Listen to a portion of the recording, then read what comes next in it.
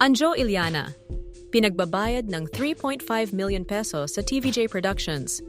Inatasan ng korte ang aktor at The Thing Eat Bulaga host na si Anjo Iliana na magbayad ng 3.5 million pesos bilang danyo sa TVJ Productions Incorporated, kaugnay ng mga pahayag na inilabas niya sa TikTok na nakasira umano sa reputasyon ng programang Eat Bulaga at ng ilan sa mga host nito.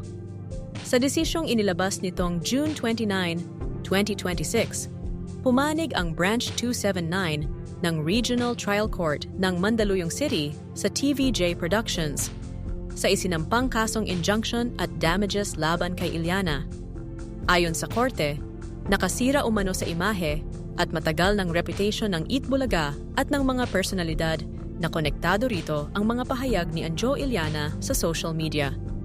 Bukod sa pagbabayad ng danyos, nagpalabas din ang korte ng permanent injunction laban kay Iliana na nagbabawal sa kanya na mag-post, mag-share, mag-broadcast o muling i-upload ang naturang mga pahayag sa TikTok at iba pang digital platforms.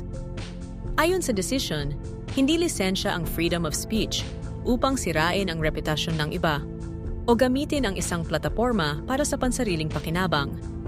Tinanggap naman ng TVJ Productions ang naging pasya ng korte bilang isang pagpapatibay sa integridad ng Eat Bulaga, gayon din sa tiwala ng publiko sa programa sa loob ng maraming taon. This victory is a defense of the integrity of Eat Bulaga, its hosts, and the trust that generations of viewers have placed in the program. Pahayag ng TVJ Productions sa isang statement.